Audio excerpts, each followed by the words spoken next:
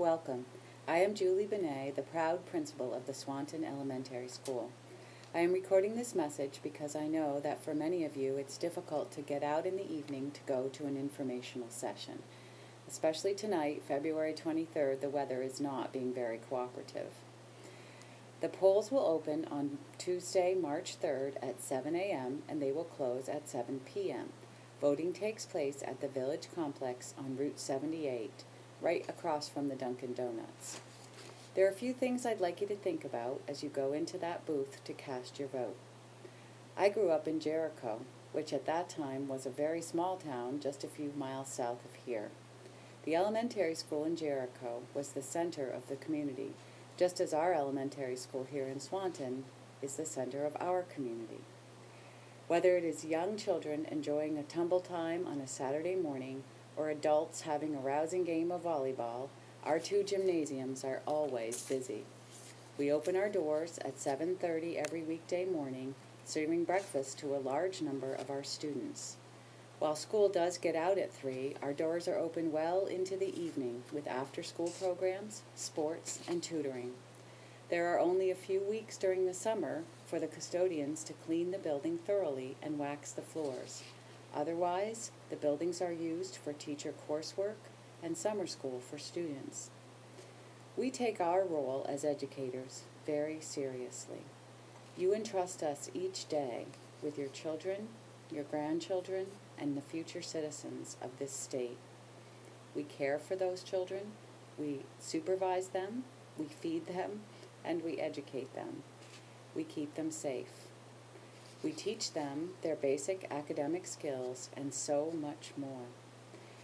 We teach them about their bodies through our physical education and health programs. We teach them their rights and responsibilities as citizens through our award-winning character education program. We guide their behavior and we teach them to be accountable. We teach them to care for one another and to care about others in the world through their service learning projects. We know that the world economy is in a tailspin. We also know that many members of our community have family members in the National Guard, and another deployment is pending this fall.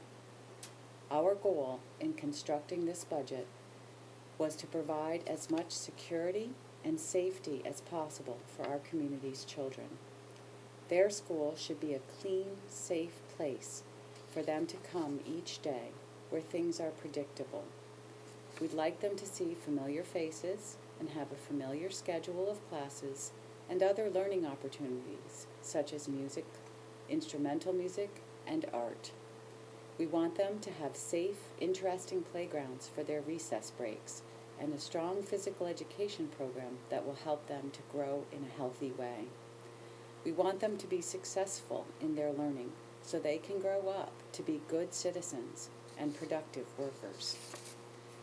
Swanton's taxes are among the lowest in Franklin County, and our education spending is among the lowest in the state.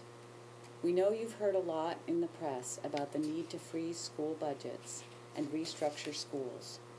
The story for the state, however, is different than the story for Swanton.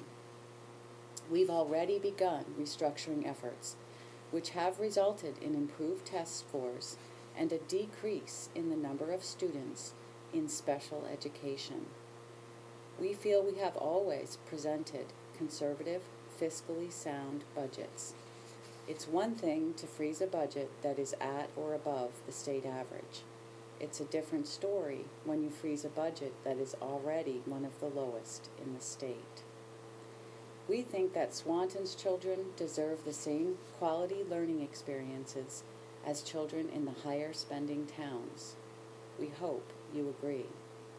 If you have any questions at all, please call.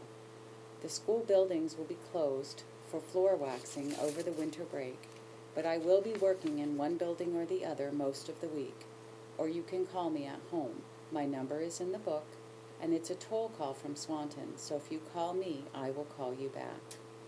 Thank you for taking the time to look the budget over carefully and give it full consideration before casting your vote.